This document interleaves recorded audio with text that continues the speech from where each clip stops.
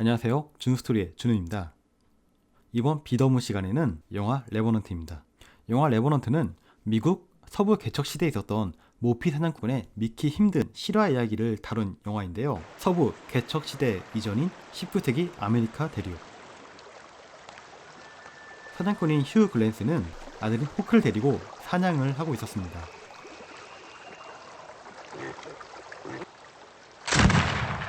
하지만 동료 사냥꾼 피츠 제럴드는 총소리 때문에 인디언 부족이 습격을 하진 않을까 이렇게 좀 불만이 있었는데요. I'm thinking whatever it is that they're hunting out there, I'm hoping it don't need another shot. 이런 중에 정말로 인디언 부족이 습격을 해오고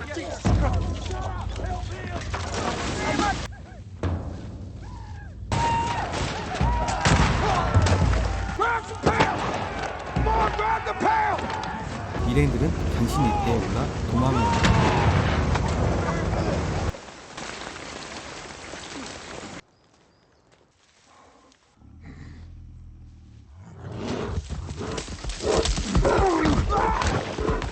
도망을 치는 중에 주인공 휴 글랜스는 회색곰에게 습격을 당해서 몸이 만신창이가 되는데요.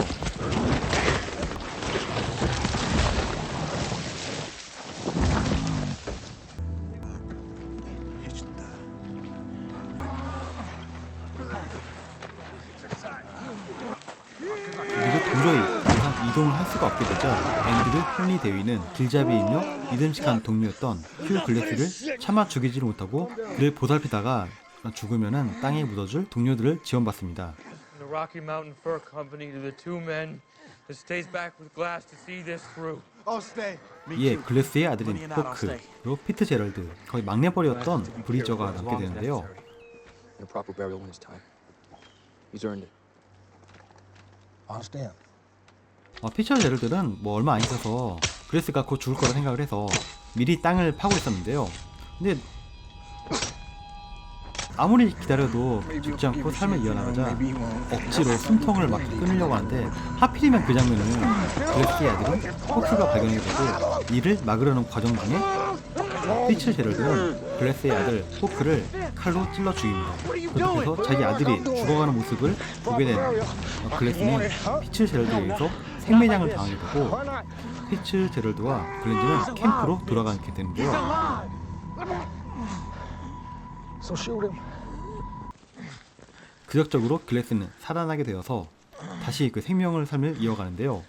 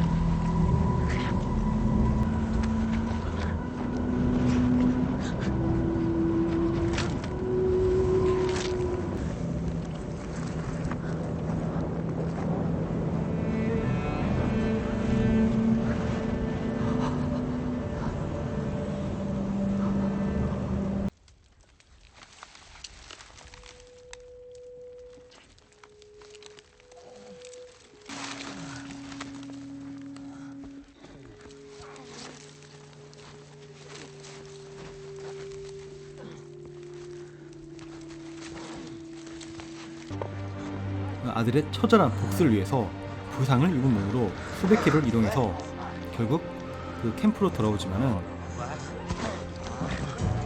You seen Fitzgerald? 피츠 제럴드는 이미 금고를 털어서 도망간 뒤였고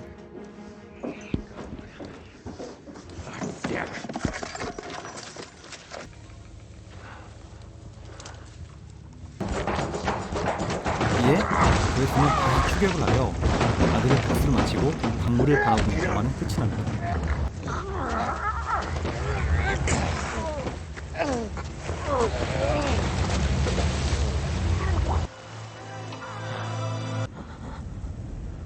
처음 이 이야기가 알려진 것은 1824년 필라델피아에 어느 한 변호사가 지역 일간지에 기고한 글이었는데요. 실존 인물이었던 휴 글래스가 직접 글을 남기거나 뭐 다른 기록을 남기지 않아서 이게 오랜 세월이 지나면서 다소 과장되고 다소 와전되었을 가능성이 있습니다. 휴 글래스는 1823년 8월에 그랜드강 유역에서 그 새끼를 거느린 곰에게 공격을 당하게 되는데요. 반죽음 상태가 되었을 때 그를 버리고 떠난 두 명의 동료 피츠제럴드와 짐 브린저 그 이후의 이야기만 사실 부분이고, 영화에서 나온 혼혈 아들 호크라든지 뭐 인디언 부족의 이야기는 개연성에 따른 그 몰입도를 높이기 위해서 각색된 부분입니다. 그러니까 부러진 다리뼈를 맞추고 찢어진 상처가 썩어가는 것을 막기 위해서 구더기를 곪은 피부 위에 올려놔서 그 썩어가는 살을 뜯어먹게 하는 등 이런 극단적인 조치까지 한 후에 글래스는 야생 베리와 뿌리 등을 이렇게 캐먹으며 6주 동안 320km를 이동하여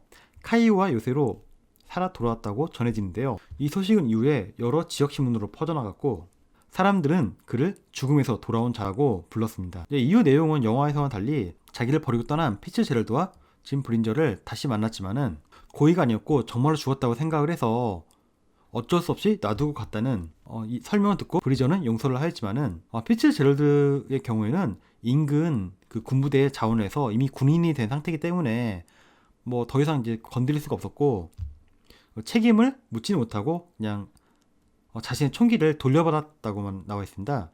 그리고 그 일이 있고 10년 후 1833년 글래스는 유니온 요새에서 고용된 그 사냥꾼으로 일을 하다가 옐로스톤 강 인근의 인디언 어리커러 쪽에 습격을 받고 53세의 나이로 결국 사망을 하게 됩니다.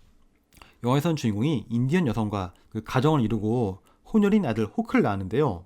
근데 역사상 이제 백인하고 원주민 인디언과 결혼하는 경우는 뭐 미국인이나 영국인보다는 프랑스인인 경우가 더 많았습니다.